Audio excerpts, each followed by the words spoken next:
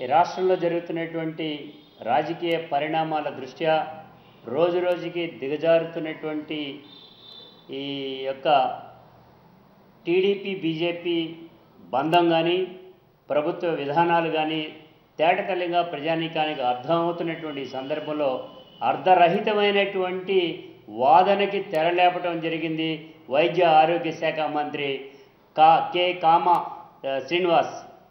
శ్రీనివాస్ గారు మాట్లాడేటువంటి విధానంలో ఏమాత్రం కూడా నిజం లేదు. గుమ్మడికాయల దొంగ ఎవరు అంటే భుజాలు తడుకున్నాడట. వైసీపీ ఏమాత్రం కూడా విమర్శించలా.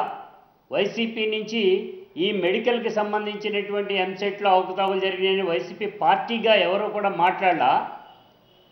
మీడియాలో వచ్చినటువంటి కథనాలను బేస్ చేసుకుని వైసీపీ ఇది ఆరోపణ చేస్తుందని మా మీద మాట్లాడటం అని అంటేనే ఆయన యొక్క తెలివితేటలకి అర్థం పట్టినట్టుగా ఉంది. నేను ఒకటే అడుగుతా, మీకు అనుమానం లేకపోతే ఈ కౌన్సిలింగ్కి సంబంధించినటువంటి దానిలో 29వ తేదీ నుంచి 6, 7, 8 తేదీలకి ఎందుకు వాయిదా వేసావు? ఎందుకని అప్పుడు జరపకపోవడానికి గల కారణమే మీకు అనుమానాలు ఉన్నాయి. పత్రికల వాళ్ళతో వచ్చినటువంటి అనుమానాలతో పాటు మీ టీడీపీలోను బీజేపీలోనూ కూడా అనుమానాలు ఉన్నాయి కాబట్టి ఈ ఎంసెట్ పరీక్షా విధానానికి సంబంధించి మీరు తీసుకునేటువంటి ఈ నిర్ణయం. దీన్ని పక్కన పెడతావు, వైసీపీని విమర్శిస్తావు. అసలు మీరు మంత్రివర్గంలో ఉండేటువంటి టీడీపీ మంత్రి బీజేపీ మంత్రి మాకైతే అర్థం కావట్లా. మీరు ప్రజల మంత్రి అనేటువంటి దాంతో అని అనుకున్నాం, కానీ ఇవాళ చూస్తూ ఉంటుంటే ఆ పిచ్చి ముదిరిపోయిందంటారు. కామినేని గారికి డైరెక్ట్గా టీడీపీలో ఉండేటువంటి నియోజకవర్గాల పార్టీ సమావేశాలకు ఆయన వెళ్తాడు, ఆ పార్టీ సమావేశంలో పాల్గొంటాడు. వాళ్ళ టీడీపీ అభివృద్ధికి కావాల్సినటువంటి సూచనలు సలహాలు ఇన్ఛార్జిగా కూడా ఉంటాడు. అంటే దీని అర్థం ఏంటి? చంద్రబాబు నాయుడు గారి దగ్గర మోచేతి నీళ్లు తాగేటువంటి పద్ధతిలో ఉన్నావే తప్ప రాష్ట్ర ప్రయోజనాలని మాత్రం ఏమాత్రము కూడా చూడటానికి లేకుండా ప్రయోజనాలన్నింటినీ తాకట్టు పెట్టి చంద్రబాబు నాయుడు గారి కాళ్ళ ముందు ఉంచేవే తప్ప మరొకటి కానే కాదు. ఇప్పటికైనా కానీ బుద్ధి తెచ్చుకోమనేటువంటి కూడా చిత్రం. లేనిపోని ఆరోపణలు వైఎస్ఆర్ పార్టీ మీద చేస్తే చూసుకుంటూ ఊరుకోవడానికి వీల్లేదు.